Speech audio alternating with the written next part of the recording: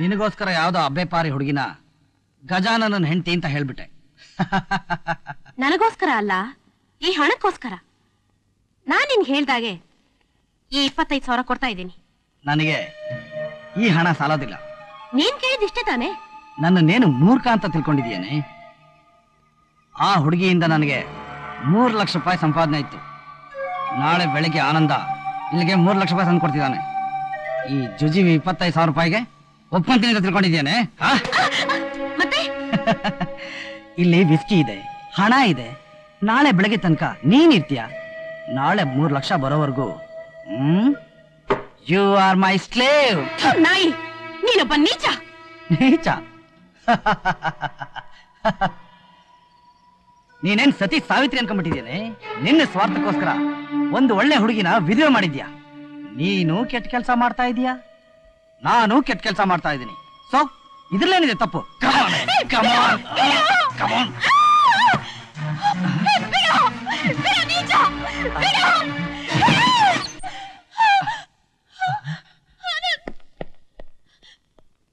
ಹಾಗಾದ್ರೆ ನೀರಜ ಗಜನ ಹೆಂಡತಿ ಅಲ್ವಾ? ಹೇಳು, ನಿಜ ಏನಂತ ಹೇಳು. ನನ್ನ ಹಣ ನನ್ನ ಕೈ ಸೇರೋವರೆಗೂ ಹೇಳಲ್ಲ.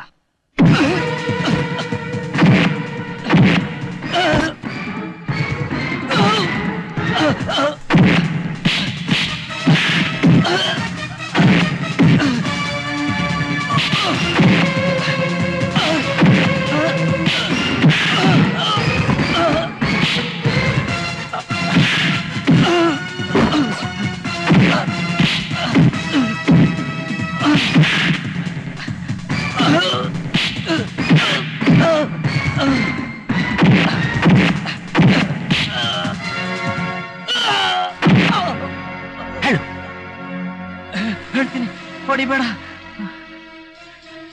ನಿಮ್ಮ ಹತ್ರ ಇರೋ ನೀರಜ ನಿಮ್ಮ ಗಜಾನನ ಹೆಂಡತಿ ಅಲ್ಲ.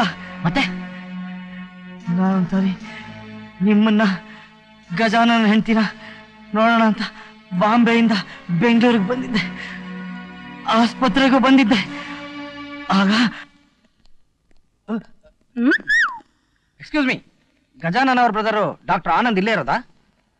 ಹೌದು, ಇಲ್ಲೇ ಇರೋದು. ನೀವ್ಯಾರು? ಗಜಾನನ ಅವ್ರ ಫ್ರೆಂಡು ಗೋಸ್ವಾಮಿ ಅಂತ. ಬಾಂಬೆಯಿಂದ ಬಂದಿದ್ದೀನಿ. ನೀರಜ ಅಂತಿದಾರಲ್ಲ, ಅವ್ರನ್ನ ನೋಡ್ಬೇಕಿತ್ತು. ನೀರಜನ ನೀವು ನೋಡ್ಬೇಕಾ? ಬನ್ನಿ. ಅಲ್ಲಿದ್ದಾಳಲ್ಲ, ಅವಳೇ ನೀರಜ.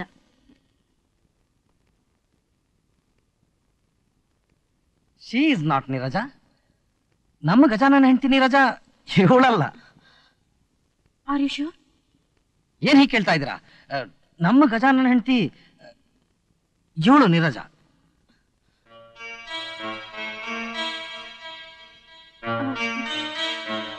ನನ್ ಜೊತೆ ಬನ್ನಿ. ಕೂತ್ಕೊಳ್ಳಿ. ನೋಡಿ, ನೀವು ನನಗೊಂದು ಉಪಕಾರ ಮಾಡ್ಬೇಕು. ನೀವು ನನಗೆ ಉಪಕಾರ ಮಾಡಿದ್ರೆ ನಾನು ನಿಮ್ಗೆ ಉಪಕಾರ ಮಾಡ್ತೀನಿ. ಹಾಗಂತ ಹೇಳಿ 25,000 ಕೊಡ್ತೀನಿ, ಇವಳೆ ಗಜಾನನ ಹೆಂಡತಿ ನೀರಜ ಅಂತ ಸುಳ್ಳು ಹೇಳು ಅಂತ ಹೇಳಿದ್ರು. ನನಗೇನಾಗ್ಬೇಕು? ಇವರು ಹಣ ಕೊಡ್ತಾರೆ, ನೀರಜನಿಂದನೂ ಹಣ ಕೇಳ್ಬೋದು ಅಂತ ಸುಳ್ಳು ಹೇಳ್ಬಿಟ್ಟೆ. ಇನ್ನೊಂದ್ಸಲ ಈ ಊರಿನ ಮುಖ ನೋಡಿದ್ರೆ ನಿನ್ ಕೈ ಕಾಲು ಮುಟ್ಟಾಕ್ಬಿಡ್ತೀನಿ.